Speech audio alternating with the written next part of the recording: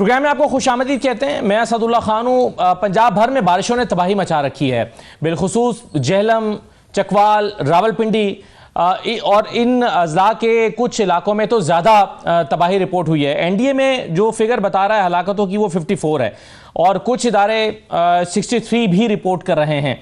कौन कौन से इलाके ज़्यादा मुतासिर इस वक्त हुए हैं और रेस्क्यू ऑपरेशन किस तरह से जारी है? अभी हम खबरें देख रहे थे कि पाक फौज जो है वो भी इस सिलसिले में मैदान में आ गई है और पाक फौज भी लोगों की मदद करने के लिए हर मुमकिन अपनी कोशिश कर रही है। लेकिन गवर्नमेंट ने इसको किस तरह से प्लान किया? और ज़्यादा परेशानी की बात यह है कि अभी भी बारिशों का स्पेल जारी है और अगले हफ्ते भी बारिशों की पेशगोई की गई है। बताया जा रहा है कि क्लाउड बस्ट हो रहा है, तो क्लाउड बस्ट होना ये एक मामूल बनता जा रहा है। पिछले काफ़ी अरसे से हम देख रहे हैं कि क्लाउड बस्ट होता है, मामूल से ज़्यादा बारिशें हो रही हैं, मामूल से ज़्यादा तबाही हो रही है। आइंदा दिनों में क्या होने जा रहा है, जो मुतवक्के मौसम की सूरत हाल है वो क्या है, और इस वक्त रेस्क्यू की जो हवाले से कोशिशें वो कैसे चल रही हैं?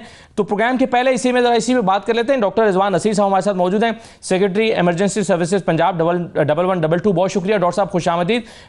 महर साहिब ज़ात खान हमारे साथ मौजूद हैं, डीजी मेट हैं। महर साहब आपको भी खुशामदीद कहते हैं। डॉक्टर रिजवान साहब बहुत शुक्रिया। सर सबसे पहले तो ये बताइए कि ये अभी फिगर जो है वो हलाकतों का क्या रिपोर्ट हो रहा है, आपके पास क्या फिगर है?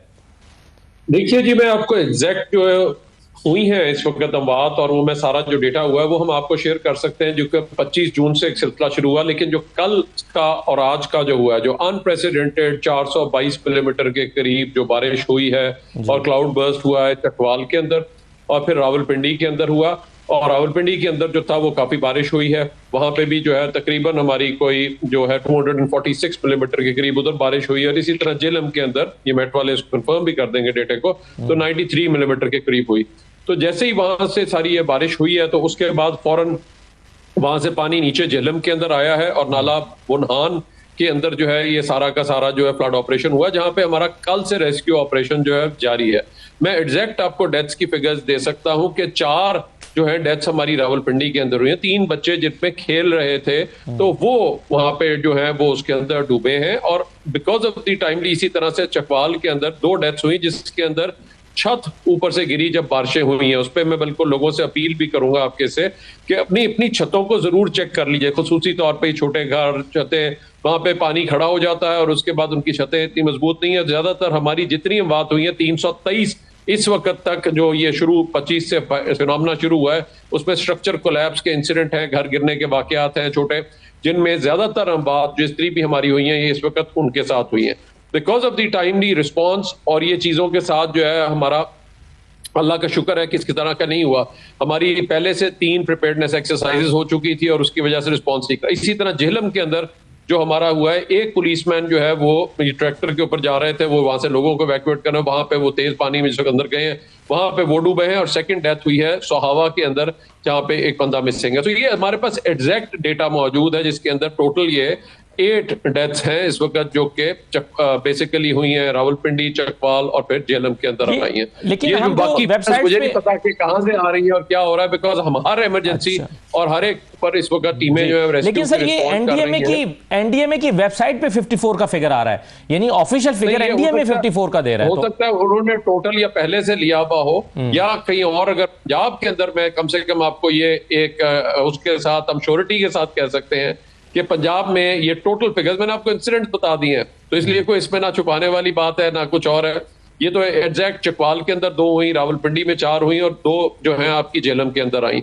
तो जो हमारा सारा इस वक्त भी ऑपरेशन हमारी टीमें फील्ड के अंदर है, कहीं से भी हमें कॉल्स आ रही हैं तो वहां पे हम रिस्पॉन्ड कर रहे हैं। सुबह हमारे कुछ लोग थे जो कि सारे जब ये इस आया है नाला बुनहान के अंदर जो ढोक पिंडर के अंदर जो लोग फंस गए थे उनको वहां पे किया, फिर हमें साथ ही एयर सपोर्ट हमें मिली और उसके अंदर उनको हमने साथ साथ इवैक्यूएट भी हुआ वहां पे और सारी की सारे ऑपरेशन कंडक्ट हुए। 178 इवैक्यूएशन वहां पे हुई है। तो ये जितने ऑपरेशन जहां जहां पे हो रहे हैं वहां पे हम साथ साथ जो इस वक्त कर रहे हैं। इवन यहाँ तक कि फैसलाबाद के अंदर भी इस वक्त नाला जो डेग है उसने आके तहसील जड़ावाला के अंदर किया, जहाँ पे हमने 10 हाउस होल्ड को वहां से रिलोकेट करना पड़ा और 50 लोगों को हमने वहां से निकालना पड़ा। तो वो इसी तरह तहसील जुबरा के अंदर जो है सेम नाला जिसकी 1100 की टोटल कैपेसिटी थी उसमें 1300 आ गया। तो ये हम जहां से लेकर इवन डेरा गाजी खान तक जो इस वक्त पूरा ऑपरेशन है वो हम कंडक्ट कर रहे हैं। तो मुझे नहीं पता ये यहाँ कहां से फिगर, एटलीस्ट मैं आपको पंजाब की मैं तब तक ये दे सकता हूँ कि यहाँ पे जो हमारे एग्जैक्ट ऑपरेशन हुए हैं, और वो मैं ये तकरीबन 8 की फिगर है जिनकी के डेथ हुई है, और वो हमने जो है वो कंफर्म जो है वहां पे वो दिया। तो ये हमारी जो कोई भी और ऑपरेशन या कोई और ऐसी चीजें मिलती हैं, या कोई ऐसा को पानी रिसीड करता है उस वक्त कोई ऐसी चीजें मिलती हैं, तो वो हम जरूर डॉक्टर साहब साथ ही रहिएगा। मैं अगर जी थोड़ा सा वेदर रिपोर्ट ले लेते हैं। देखिए जी हाँ, 2-4 चीजें मैं एक बार जरूर आपसे अपील करता चलूं, बिकॉज जो असल चीज है, ये चूंकि अभी फिनोमेना चल रहा है, ये मेट वाले भी अभी आपको डिटेल दे देंगे। तो हमारे एविडेंस बेस्ड अगर डेटा देखा जाए तो उसमें इस वक्त 323 चुके स्ट्रक्चर कोलैप्स के हैं जब से ये 25 तारीख से ये फिनोमेना शुरू हुआ, ये आगे भी चलेगा। तो मैं लोगों से बार बार यही अपील करूंगा कि अपनी छतों को, खुसूसी तौर पे जो छोटे घर है वो छतों को चेक कर लीजिए, बिकॉज अगर वहां पे पानी खड़ा होगा तो ये स्ट्रक्चर कोलैप्स हो रहे हैं। सबसे बड़ा इस वक्त प्रॉब्लम है वो, रोजाना रात बारिश होती है और 4-5-6 इंसिडेंट जो है हम वहां पे जो रात को लोगों को ढूंढ रहे होते हैं। इसी तरह 21 इंसिडेंट्स हुए जिसमें इलेक्ट्रिक्यूशन हुई है, लोगों को करंट लगने की वजह से जो है वो कुछ 5 हुए हैं इस वक्त फॉल और स्लिप के इंसिडेंट्स हैं। 29 के करीब ट्रैफिक हादसा हो गए जिसमें लोग मोटरसाइकिल लेके निकल जाते हैं और ये नहीं रियलाइज करते कि ये स्लिपरी रोड है उसके अंदर जो गुजार रहे हैं। और इसी तरह 4 वाकयात हुए जहां पे खेतों में लोगों आप कह रहे हैं कि लोगों को मोहतात होने की भी जरूरत है, यानी ऐसी सिचुएशन में जाहिर है कि आपने खुद बताया कि गैर मामूली सूरत हाल है। ये पॉसिबल नहीं है कि हर जाके छत को चेक कर ले। बिल्कुल मेरी लोगों से अपील हो कम से कम अपनी छतें चेक कर ले, नहीं है तो अंदर कोई शोरिंग कर दे, कोई कुछ और चीज रख ले ताकि उनकी छतें और ये चीजें सिक्योर रहें। डॉक्टर साहब साथ रहिएगा जरा, मैं अगर आप इजाजत दें तो मैं साहिबजाद साहब हमारे साथ मौजूद हैं, डीजी मेट हैं। डीजी साहब, ये एक क्लाउड बर्स्ट होना, ये अब ज्यादा सुन रहे हैं, क्या ये एक मामूल की चीज है जो ओवर द इयर्स यानी पहले भी होती रही है, या ओवर द इयर्स ये इसमें हम देख रहे हैं कि क्लाइमेट चेंज की वजह से ये फिनोमेना जो है वो ज्यादा हमारे सामने हाईलाइट होकर आया है? क्योंकि क्लाउड बर्स्ट होना, बारिश का ज्यादा हो जाना और गैर मुतवक्के तौर पर होना, ये मामूल बनता जा रहा है। ये क्या फिनोमेना है? अच्छा, पहली तो बात मैं आपसे जरा अगर मैं एक गुजारिश करूं जी कि ये 423 मिलीमीटर बारिश आपको क्या मेट वालों ने बताई है? आपका क्या फिगर है, कितनी बारिश हुई है? मैंने नहीं बताई, मैंने नहीं बताई बारिश। ये एक झूठे ऐसे वो महकमे पैदा हो गए हैं जिनकी बातों पे आप यकीन करके ये जो कुछ भी कर रहे हैं, ये बातें जो है ना, ये मैं आपको बताऊं ना कि मुझे सिर्फ इतना बता दें कि आपको 423 किसने दी है। मेरे मुताबिक चकवाल में जो बारिश हुई है 242 मिलीमीटर हुई है। अच्छा, तो ये कहाँ से आपको रिकॉर्ड मिला है? दूसरी बात ये है कि देखें, मेरे पास रेडार भी मौजूद है इस्लामाबाद में, वो भी ये इसको मेजर कर सकता है, और लाइटनिंग डिटेक्टर हमारे पास मौजूद हैं जो इस एरिया को देख सकते हैं। बारिश शदीद हुई है लेकिन कोई क्लाउड बर्स्ट नहीं हुआ। ये 423 मिलीमीटर कोई बारिश नहीं हुई। ये गलत रिकॉर्ड आप शो करके लोगों को ऐसे कर रहे हैं। और दूसरा, आप भी जो है ना, मेरी आप मीडिया से गुजारिश है, और भी आपके सुनने वाले होंगे, अल्लाह का नाम लेके मेट डिपार्टमेंट से कंफर्म किया करें, किसी ऐसे से ना किया करें कि जो ऐसे घर किसी ने लगा के बता दिया हो कि जी 423 मिलीमीटर होगी। मुझे इसकी ऑथेंटिकेशन चाहिए। आप लोगों ने ये प्राइम मिनिस्टर साहब को भी बता के, तो वो भी कह रहे हैं कि जी क्लाउड बर्स्ट है। क्लाउड बर्स्ट नहीं है, प्राइम मिनिस्टर साहब भी क्लाउड बर्स्ट और 423 बता रहे हैं। शदीद बारिश हुई है, लेकिन ये जो फिगर है 423 वाली, ये गलत दे रहे हैं किसी को। अच्छा, तो ये और आने वाले दिनों में भी मैं आपको बता दूं, जैसे रिजवान नसीर साहब ने बता दिया कि ये बारिशों का स्पेल, जब मॉनसून हमने बताया हुआ है कि जी इस दफा एक्टिव मॉनसून है, बारिशें ज्यादा होनी है, तो आगे आने वाले दिनों में भी बारिश ज्यादा होने के चांसेस हैं, इससे भी ज्यादा हो सकती तो है। ममार साहब, ये 423 चले, 423 नहीं है, 242 है। 242 भी मामूल से ज्यादा है क्या? मानसून में मामूल में कितनी बारिश होती है? देखें, वैसे तो देखें, आज इस्लामाबाद में 237 मिलीमीटर बारिश हुई है, कटारिया में जी, ठीक है, लेकिन आपके पास इस्लामाबाद में 2001 में 600 से ज्यादा मिलीमीटर बारिश भी हुई है, जिसमें ये नाला लई का मसला पैदा हुआ था जी। तो बारिश का रिकॉर्ड तो बहुत ज्यादा है। और ये वो बारिश जो थी वो 6 घंटे में हुई थी, और ये बारिश आपने देखा होगा कि 24 घंटे लगी रही है। आपके ख्याल में ये जेहलम और चकवाल में क्या हुआ है सर? क्या मैंने कहा कि बारिश ज्यादा हुई है, बारिश ज्यादा हुई है, बारिश हुई है। दूसरा, कोई इतनी 423 मिलीमीटर बारिश नहीं हुई। आपको किसी ने गलत फिगर कोट कर दी हुई है। चलें, ये अगर ऑथेंटिकेशन ले लें किसी से कि जी क्या ये मेट डिपार्टमेंट की फिगर है या किसी ऐसे। चले, मैं अगर आप इजाजत दें तो मैं पहले यही बात डॉक्टर रिजवान से पूछ लेता हूं। डॉक्टर साहब, आप अभी जो 422 का फिगर कोट कर रहे हैं और सभी कर रहे हैं, प्राइम मिनिस्टर भी कर रहे हैं, ये आपके पास ये फिगर कहां से आया है? जी, हमारे पास भी आई थिंक मेट के साथ बिल्कुल बिल्कुल सही आपसे कहूंगा कि आई थिंक ये बहुत सारी फिगर्स जो है वो सर्कुलेट करती रही हैं और ये चीजें हैं जो भी मेट आई थिंक दे रहा है, I think we would agree and support those, but there has been an unprecedented rain because I think ये जो एक पूरा नाला के अंदर जो बुनहान के अंदर जितना पानी आया है, आई थिंक उसके अंदर वो मुख्तलिफ गेजेस और ये किस तरह से रिपोर्टिंग हुई, थिंक इसके ऊपर तो ज्यादा जो है वो मेट particularly I think can comment on this and I would agree with him and the patterns that they have जो इन्होंने दिए हैं। लेकिन मैं आपको जो हमने पूरा रेस्क्यू ऑपरेशन कंडक्ट किया है उसके बारे में हम यानी कि सर्टेनिटी जो है आपको बता सकते हैं कि ये इस वक्त ऑपरेशन हुआ। जाहिर आपकी प्रिपरेशन सर, आप क्लाउड बर्स्ट आप कह रहे हैं क्लाउड बर्स्ट हुआ तो डीजी यानी मैट डिपार्टमेंट ये कह रहा है कि क्लाउड बर्स्ट नहीं हुआ, तो फिर आपकी अंडरस्टैंडिंग ये है कि बस ये मामूल से ज्यादा बारिशें होने की वजह से ये एक इमरजेंसी सिचुएशन बनी है और सैलाबी सूरत हाल पैदा हुई है? जी ये देखिए, ये तो वर्ल्ड वाइड एक क्लाइमेट चेंज जो फिनोमेना है जिसकी वजह से सर्टन एरियाज के अंदर जिस तरीके से और जितनी बारिश डिफरेंट एरियाज में मिल रही है वो तो डेफिनेटली है। हाँ। और अब उनकी जो है वो उनकी असेसमेंट्स और उनकी गेजेस और वो सारी चीजें, तो ये तो एक फिनोमेना पूरे देख रहे हैं आप। इस वक्त यूनाइटेड स्टेट्स में देख लीजिए, वहां पे भी इस वक्त ये सिलसिला चल रहा है। अब यह है कि उसके लिए तैयारी क्या की जाए और उसके लिए सारी चीजों को जिस तरह से है वो जो जरूरी है, क्योंकि अभी आप पैटर्न देखिए इस वक्त हो क्या रहा है। इस वक्त हमारी ज्यादातर बारिशें हैं शहरों के अंदर जहां पे अब एकदम पानी आता है इतने अरसे के अंदर, और उसमें जिस वक्त होता है तो उसमें सारे वो जो, क्योंकि ड्रेन्स के अंदर ज्यादातर कूड़ा और लोग फेंक देते हैं और वो ड्रेन्स आपकी ब्लॉक्ड है, उसको टाइम लगता है कुछ निकलने में। फिर लोग पानी अगर थोड़ा सा लंबा रूट लेना पड़े उसकी बजाय वो पानी के अंदर से गुजरते हुए जो है किसी न किसी जगह पे जा रहे हैं, जो कि एक प्रॉब्लम आ रहा है। दूसरा जो अब आप पैटर्न आप देखेंगे, आप नलाज जो हमारे हैं, जितने भी हिल टॉरेंट्स हैं इस वक्त, चाहे वो डीजी खान हो, चाहे हमारा सियालकोट के अंदर जिस तरह से आपने देखा नाला डेक के अंदर पानी आया, और ये जो आज आपने देखा जो हमारा पिंडी नाला लई जी सवा रिवर के अंदर जो आया, ये एक बंदा भी जो वहां पे पिंडी के अंदर जो डूबा है वो हमारी वहां पे ब्लू सिटी जो कुछ एरिया था वहां पे जो सवा रिवर के अंदर कंस्ट्रक्शन, उसमें जाके ये इफेक्ट हुए हैं लोग। तो मेरी यहाँ पे लोगों से, क्योंकि हिल टॉरेंट का पानी याद रखें वो इतना स्पीड से आता है कि वहां पे बड़ा मुश्किल हो जाता है, तो इसलिए लोगों से भी अपील होगी कि ऐसे हिल टॉरेंट्स के एरियाज में से खसूसी तौर पर आपका वार्निंग सिस्टम जो है डॉक्टर साहब, मैं आज हम देख रहे थे कि रावलपिंडी में वो एक आदमी मैनुअल एक जो है वो ऐसे घुमा के एक मशीन जो है वो आवाज पैदा कर रहा था। ये बहुत पुराना सिस्टम नहीं, यानी हमारे यहाँ क्या लोगों को अलार्म करने के लिए और बताने के लिए कि इमरजेंसी सिचुएशन है कोई बेहतर सिस्टम मौजूद नहीं है? नहीं जी, नाला लई के अंदर मैं क्लैरिफाई करता चलूं, ये उन्होंने प्रॉब्ली मीडिया ने ये आज भाई जिस तरह ये बात कर रहे थे काफी सारी ऐसी तस्वीरें और वो जरूर दिखाएं, लेकिन नाला लई में प्रॉपर जायका के साथ जापान के साथ मिलकर वहां पे बाकायदा डिफरेंट गेजेस लगी हुई हैं, वहां पे बाकायदा वार्निंग सिस्टम्स लगे हुए हैं, ये सारी की सारी वार्निंग्स बाकायदा इशू होती हैं और वहां पे बाकायदा एक सिस्टम है जो कि नाला लई में बहुत इफेक्टिव सिस्टम वहां पे मौजूद है।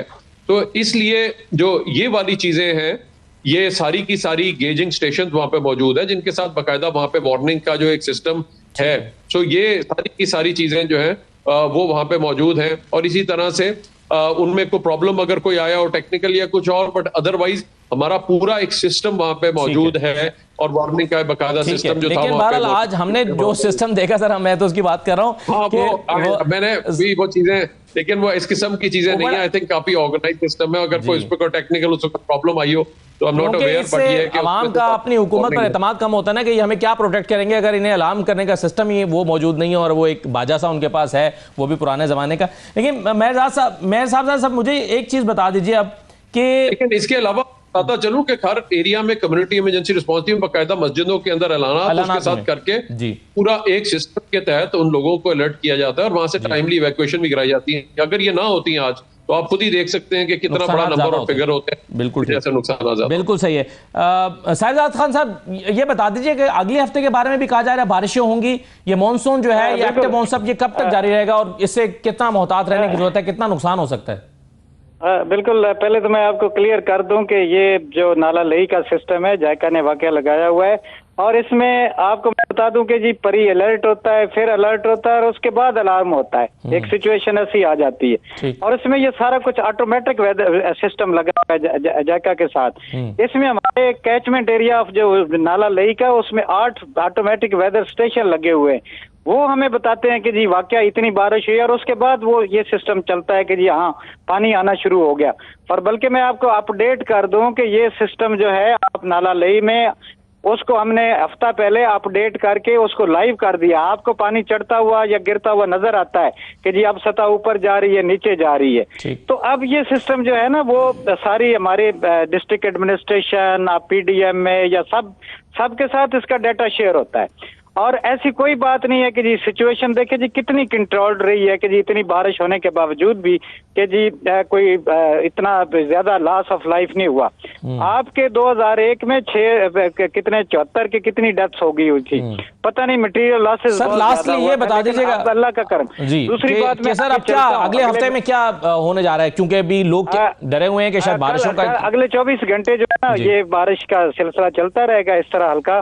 लेकिन 21 तारीख से फिर एक सिस्टम आ रहा है जो हमारे बल्कि इन इलाकों के अलावा जो आजकल बारिश की हद में है, उसके अलावा कैचमेंट एरियाज जो कश्मीर के हैं, दरियाओं का जो कैचमेंट एरियाज है, वहां पे भी हैवी रेनफॉल के चांसेस है।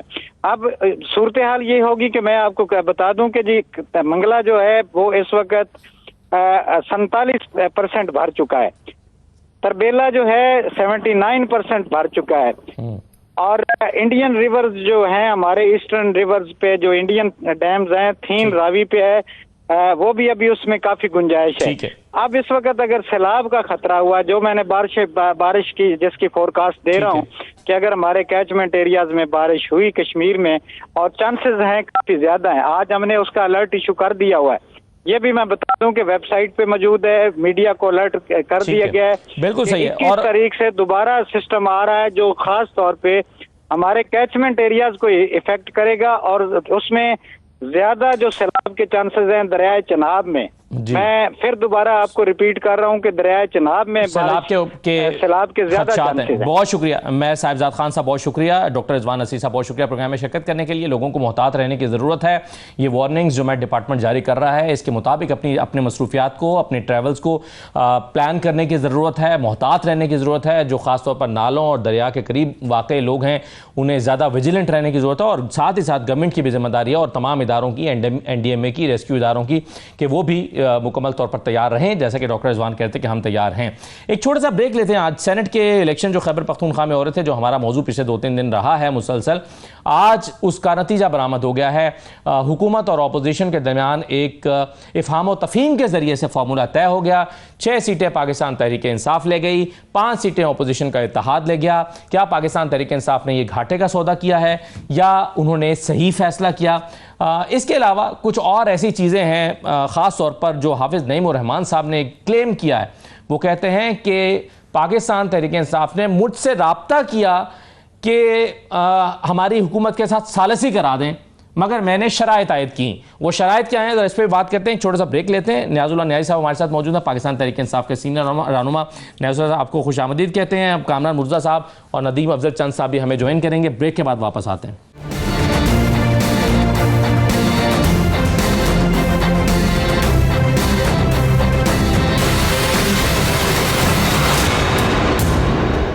ब्रेक के बाद आपको दोबारा खुशामदीद कहते हैं। न्याजुल्लाह न्याजी साहब, फार्मूला तय पा गया। पाकिस्तान तहरीक इंसाफ जो 7वीं सीट के लिए ट्राई कर सकती थी उसने 6 पर कनात कर ली। हालांकि वो कोशिश कर सकते थे कुछ बातचीत करके मौलाना फजल रहमान साहब की जमात को साथ में लाके, तो शायद ज़्यादा अच्छा रिजल्ट हो सकता था। क्यों पाकिस्तान तहरीक इंसाफ ने ये फैसला किया कि बिला मुकाबला जाना चाहिए और 6 पे कनात कर लेनी चाहिए? देखें, मैं तो करूँगा बात आपसे as a support person Imran Khan ji, क्योंकि जो भी बात होती है उस पर जो अल्टीमेट फैसला होता है वो खान साहब का होता है। ठीक है। मुझे अभी तक ये चीज़ नहीं पता। और खान साहब गलत फैसला नहीं कर सकते? हाँ, नहीं कर सकते, बिल्कुल नहीं कर सकते, गलत फैसला नहीं कर सकते। मिर्जा अफरीदी वाला फैसला ठीक है आप कहते हैं? नहीं, मैं अब देखो ना, खान साहब ने फैसला किया तो पार्टी के हेड तो वही है ना। खान साहब भी हेड कर रहे हैं पार्टी, मतलब गलत फैसला भी उन्होंने कर दिया तो वो ठीक है? नहीं, मैं तो गलत फैसले की बात ही नहीं कर रहा। मैं तो ये कह रहा हूँ कि खान साहब ने अगर फैसला किया है तो उससे डिस्कस करके फैसला पार्टी का लीडरशिप, क्योंकि आप देखें ना ये सारे हम लोग बैठे खान साहब की बदौलत है ना। खान साहब 8 फरवरी को अंदर होते हैं, इलेक्शन जीता जाता है, और लीडर कौन है कि खान साहब के नाम पे उन्होंने कहा कि जी जो भी वोटर, जो भी कैंडिडेट है वो खान साहब के कैंडिडेट को हम वोट दे रहे हैं, कैंडिडेट मैटर नहीं करता। तो फैसला तो खान साहब का, क्योंकि पार्टी को 96 से लीड वही कर रहे हैं। अब मुझे ये नहीं पता कि ये आप जो कह रहे हैं कि ये फैसला जो हुआ फार्मूला तय हुआ, ये खान साहब की मर्जी से हुआ या नहीं? क्या फार्मूला खान साहब की मर्जी से तय हुआ? ये तो बतौर तर्जुमान इमरान खान नहीं, तो मैं तो मुलाकात ही नहीं कर रहा। जब मेरी खान साहब से बतौर तर्जमान 24 मार्च 2025 के Islamabad high court larger bench का फैसला है, तो उसके बाद मुलाकात ही नहीं करने दी जा रही। अगर मैं जो आप मुझसे क्वेश्चन पूछ रहे थे कि मिर्जा सवालिया अफरीदी वाली, तो मैं तो वो भी डिस्कस करता। मेरी मुलाकात तो नहीं हो रही बतौर तर्जमान, अभी तक नहीं हुई। तो आपको ये नहीं मालूम कि ये फैसला पार्टी का कि हम बिला मुकाबला अपने 6 सेनेटर्स मुंतखब करा लें ऑपोजिशन जमातों से मिलके, ये खान साहब की मर्जी से हुआ या नहीं? ये आप नहीं, ये मुझे देखिए, बैरिस्टर सैफ की मुलाकात हुई 2 दिन पहले। आपका इस्लामाबाद हाई कोर्ट के आर्डर के मुताबिक 6 लोग हम मिलते हैं वकला, उसमें मैं बतौर स्पोक्स पर्सन, सुलेमान अकरम राजा बतौर जनरल सेक्रेटरी। आप ये क्वेश्चन सुलेमान अकरम राजा साहब ने परसों जवाब दिया था, हमारी दोनों की मुलाकात नहीं हुई। और लिस्ट में जितने लोग थे नहीं, हाँ वो बैरिस्टर सैफ साहब मिले थे। अब ये उनको पता होगा, हमें नहीं पता, क्योंकि खान साहब की अप्रूवल के बारे में ये जो आप अभी फार्मूला तय हुआ है, और आपने कहा कि एक सीट पे वो कर भी सकते थे रजिस्टर, और अगर जेयूआई से इत्तेहाद कर लेते तो शायद ये साथ जेयूआई से, तो मैं वो कामरान साहब से पहले ही बात करते, जेयूआई साहब तो जो हालात होते हैं उन्होंने तो हमेशा आपने कोशिश भी तो की ना, नेशनल काज को वो साइड पे कर देते हैं और पर्सनल इंटरेस्ट को सामने ले आते हैं। ये तो पर्सनल इंटरेस्ट था या नेशनल कॉज थी जेयूआई के फैसले में, ये तो कामरान साहब बताएंगे। लेकिन उससे पहले नदीम अफजल चंद साहब, सर ये इसको खुशाइन समझते हैं आपके? चलें वो मुतहारिब जमातें, वो मुखालिफ जमातें जो बहुत एक दूसरे के खिलाफ बयानबाजी कर रही थी, और हम हॉर्स ट्रेडिंग की बातें सुन रहे थे, बोलियां 20-20 करोड़ की बातें सुन रहे थे, वो सब कुछ नहीं हुआ और एक फार्मूला बन गया, इफ़हाम व तफहीम के साथ एक नंबर तय हो गए और वो सब ने अपने अपने ले लिए सेनेटर्स। आप समझते हैं कि ये सही हुआ, बहुत अच्छा हुआ? देखिए जी, बहुत ठीक हुआ। मैं समझता हूँ कि हार्स ट्रेडिंग की नफी और पॉलिटिकल पार्टी आपस में डायलॉग करके अगर एक अच्छा फैसला करती हूँ, जिससे मैं समझता हूँ कि सबसे बड़ा काम तो है हार्स ट्रेडिंग नहीं होगी। और दूसरी चीज है कि पॉलिटिकल पार्टी, इसका मतलब है वक्त पे जरूरत एक टेबल पर बैठ सकती है। तो मैं समझता हूँ कि अगर इन सीटों के लिए बैठ सकती हैं तो आवाम के लिए भी डायलॉग हर वक्त होने चाहिए। ये जो कहते हैं ना कि हम डायलॉग सिविलियन से नहीं करेंगे, फलां से नहीं करेंगे, तो अब कर लीजिए ना डायलॉग, अच्छा हो गया, हम एप्रिशिएट करते हैं। हमें तो यही मौका है कि हर वक्त आपको पॉलिटिकल पार्टी से डायलॉग करते रहना चाहिए, और हम इसको एप्रिशिएट करते हैं। पीटीआई के अगर जिन लोगों की ये सोच है, जिन्होंने इस डायलॉग को इनिशिएट किया और मंतकी इंजाम तक पहुंचाया, मैं समझता हूँ उनका भी जमहूरी निजाम की मुताबिक से और सूबाई हुकूमत सब की मुताबिक अच्छी बात है, हम इसको एप्रिशिएट करते हैं। तो चंद साहब, वो फैसल करीम कुंडी साहब जो कह रहे थे कि ये रिहर्सल है तहरीक अदम एतमाद लाने की, सेनेट इलेक्शन में अगर हम अपना नंबर हासिल कर पाए और हमें अंदाजा हो जाएगा कि कितने सेनेटर हम, कितने एमपीएस पीटीआई के ले पाते हैं, तो फिर हम अदम एतमाद की तरफ भी जाएंगे, तो वो कहानी तो फिर खत्म हो गई। देखो जी, पीपल्स पार्टी का तो कभी भी ये मौका नहीं रहा कि हम किसी सिस्टम को डिस्टेबलाइज करें, लेकिन जहां तक अदम एतमाद है तो वो मेंबरान जब चाहें कि अदम एतमाद हो जाता है, तो वो गवर्नर साहब ज्यादा बेहतर समझते हैं हमारे से, क्योंकि वहाँ के गवर्नर है।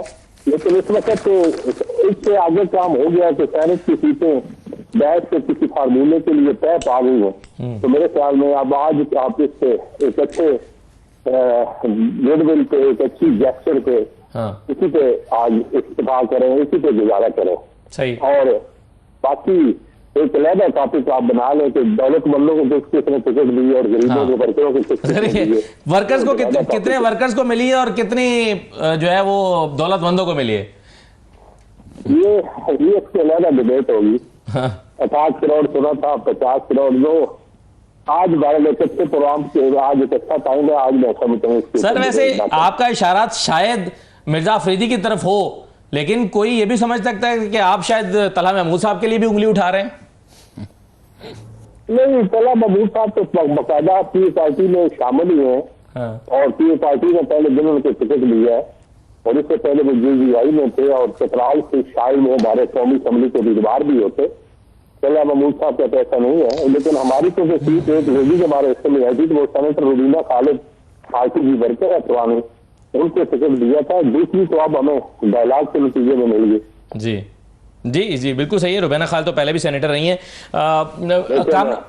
जी। मिर्जा अफरीदी साहब भी हमारे भाई हैं, लेकिन अच्छी बात है आप और उन्होंने सारी पीटीआई को बुला पीटीआई वालों के ज्यादा भाई हैं दी।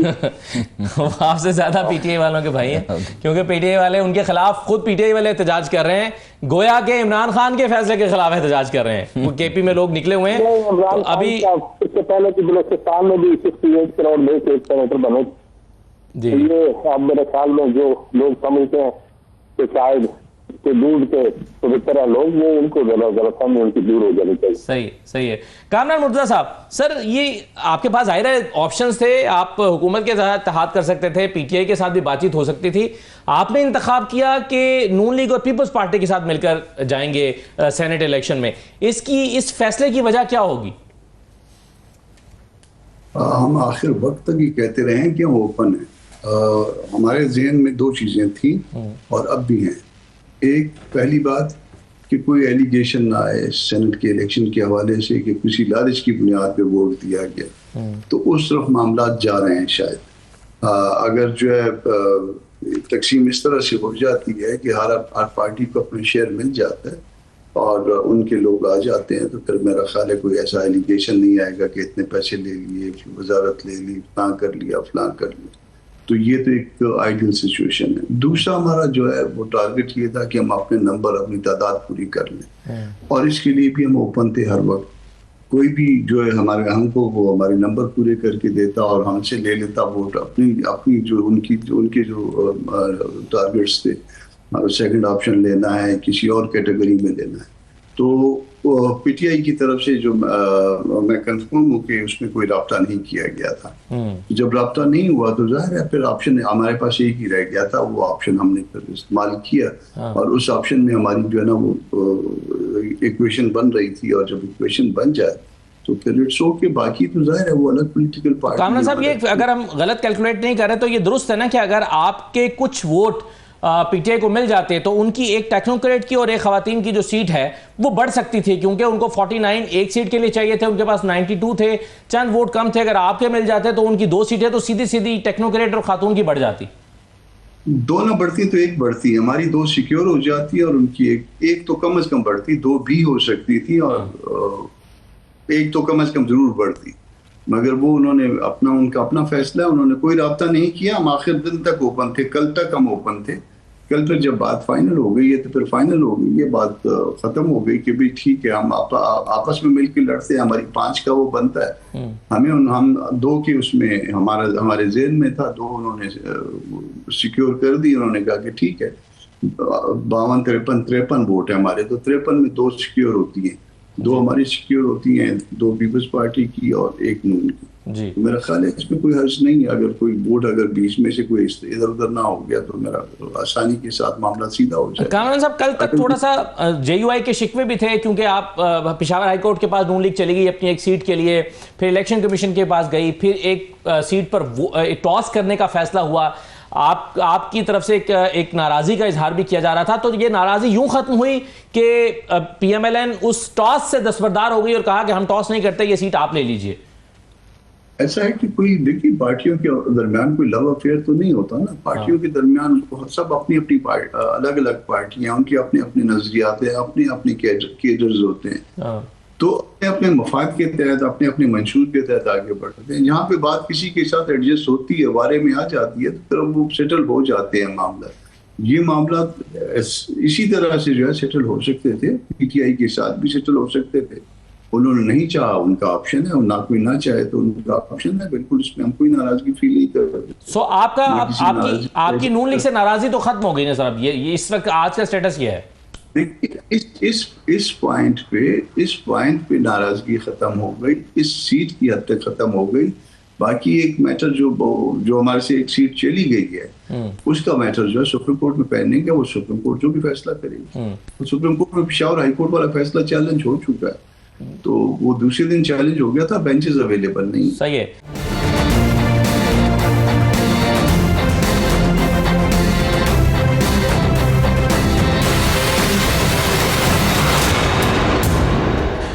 ब्रेक के बाद आपको दोबारा खुश आमदीद कहते हैं। नैज़ुल नाइस साहब, ये जाहिर है ये जब ये सारा कुछ आप तय कर रहे थे जी। तो आपके इल्म में तो था कि ये 64 नंबर होने जा रहा है जी, और 2/3 अक्सरियत होने जा रही है, तो वो 26वीं तरमीम हो गई थी तो 27वीं भी हो जाएगी, फिर आसानी से हो जाएगी।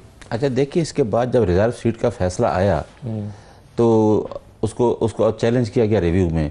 अब हमारे पास इसके बाद ऑप्शन क्या रहा, जहाँ जिस मुल्क में ना आइन हो ना कानून हो, अब कहाँ जाएं। ये पहली दफ़ा मैंने, कामरान साहब भी बैठे हैं, मैंने पहली दफ़ा देखा कि 13 जजेस के फैसले इतनी जल्दी थी कि आपने देखा उस बेंच के अंदर कुछ भी होता रहा, उन्होंने जुम्मे वाले दिन फैसला करके 10 जज ने साइन करके फैसला कर दिया। ठीक।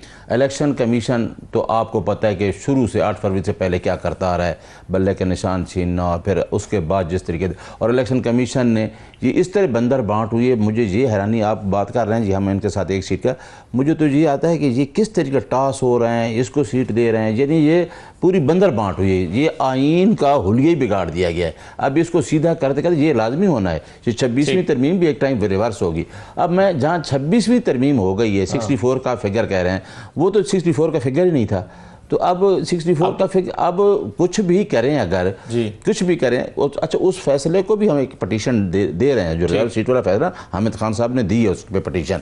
अब ये 64 का करके हमें सिर्फ ये डर है, ये तो मेरे वकील भाई हैं ना, और चंद साहब की मैं बहुत रिस्पेक्ट करता हूँ, हमारी पार्टी में रहे और वो सीजन पॉलिटिशियन है और हर पार्टी में अच्छे लोग हैं, इंटेग्रिटी वाले। चंद साहब उनमें हैं, बल्कि वो PSC की कमेटी के हेड करते रहे और करप्शन के ऊपर। मैं तो अपनी पार्टी में भी कहता हूँ भाई, सबसे पहले हमारा नारा है करप्ट लोगों के खिलाफ। ठीक। आप अपनी पार्टी से करप्ट लोगों, अपना हिसाब भी करना चाहिए कि मैं अगर अपने करप्ट लोगों को पहले निकालूं, और टिकट देते ही हमें वर्कर को सारी चीजें सोचनी चाहिए।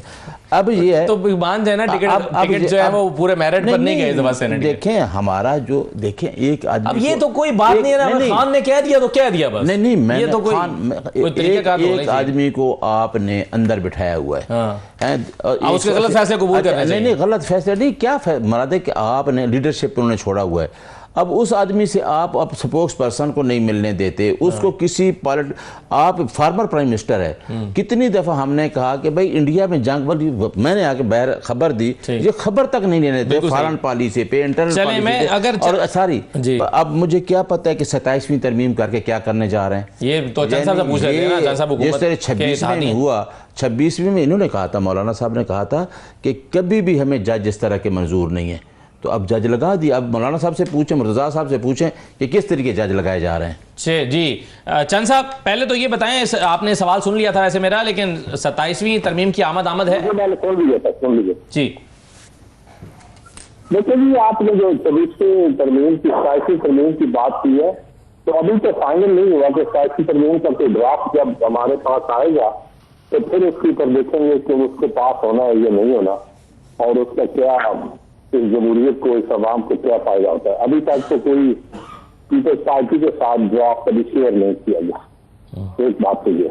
दूसरा है कि मौलाना साहब, तो पीपल्स पार्टी के तो मौलाना साहब से बहुत अच्छे तल्लुकात हैं और आइंदा भी रहेंगे, और हमने कोशिश की है हमेशा पोलिटिकल जमातों को हम बोल लेने की, और हमारी बराबरी होती है, पोलिटिकल जमातें अपना अपना नजरिया होता है, अपना मैनिफेस्टो होता है, लेकिन मेरे ख्याल में अगर हम आपस में बातचीत करेंगे तो ये मुल्क के फायदे में होगा और ये निजाम के फायदे में होगा।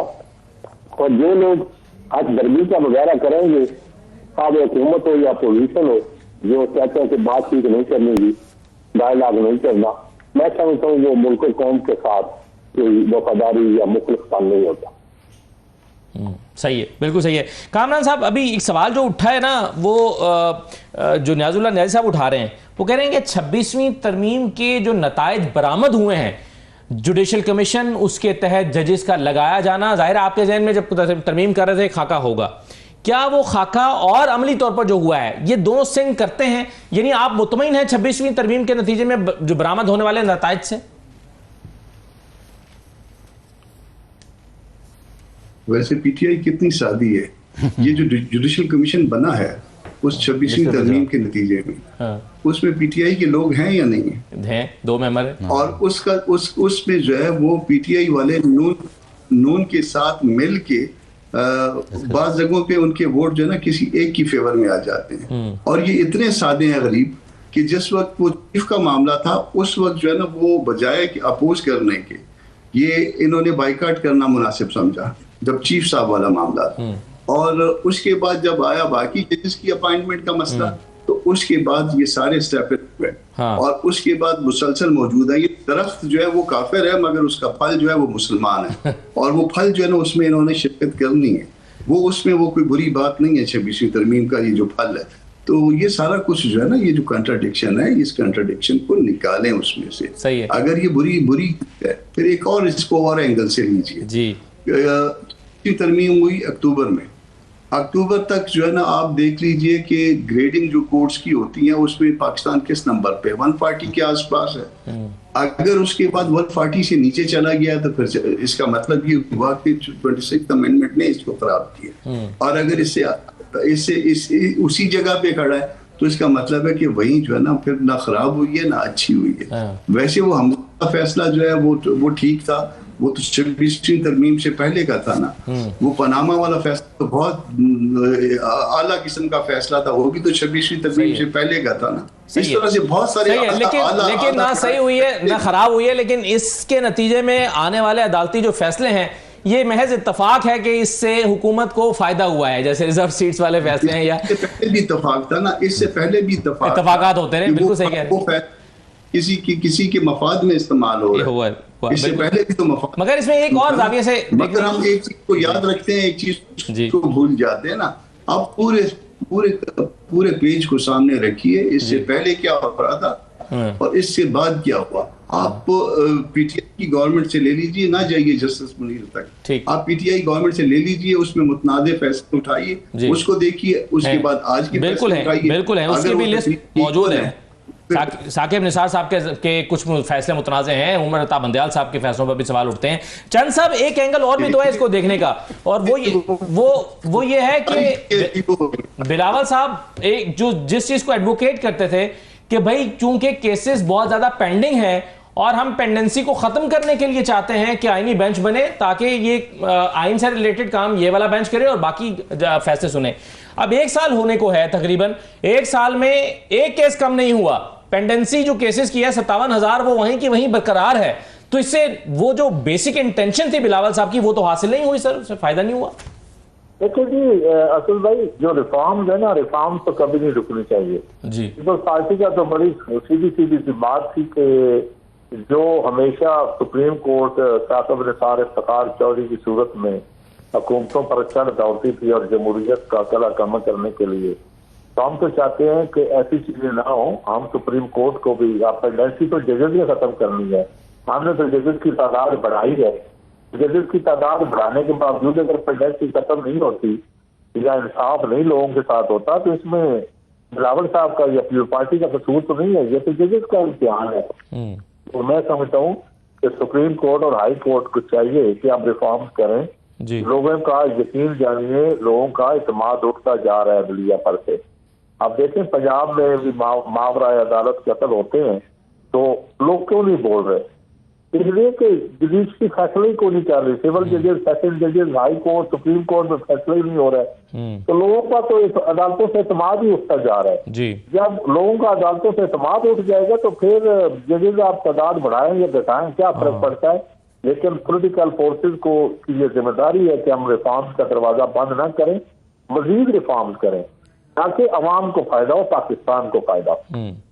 बिल्कुल सही है, बिल्कुल सही है। लास्टली मुझे ये बता दें नियाजी साहब के हाफिज नईमुर रहमान साहब का दावे के बारे में आप क्या रिस्पॉन्ड करते हैं? वो कहते हैं कि जी पीटीआई ने कई दफ़ा मुझसे रब्ता किया कि नून लीग से सुलह करा दें, सालिसी का किरदार अदा करें, मगर मैंने कहा कि पहले इमरान खान से पूरा मैंडेट लेकर आओ बातचीत करने का।